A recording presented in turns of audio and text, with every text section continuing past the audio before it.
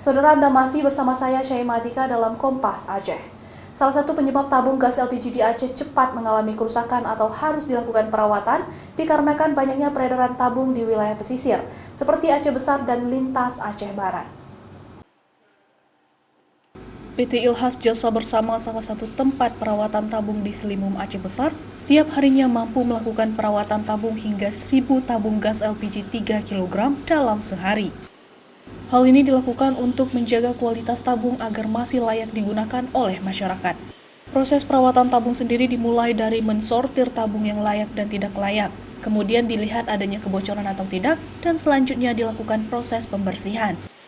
Sebelum dilakukan proses pengecatan, terakhir petugas melakukan penulisan nama di tabung gas LPG 3 kg subsidi hanya untuk masyarakat miskin.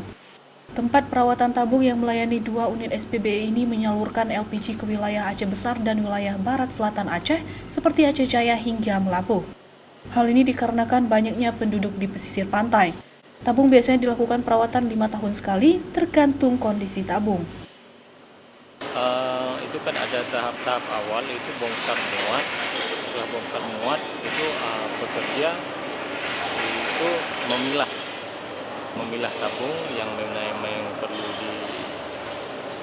di repair ataukah nanti di retest ataukah nanti di repair.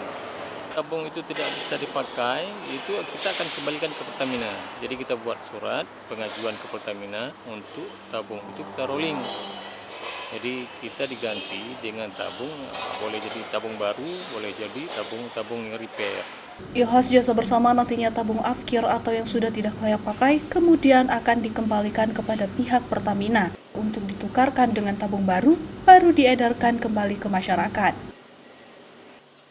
Syahril, Kompas TV, Aceh Besar.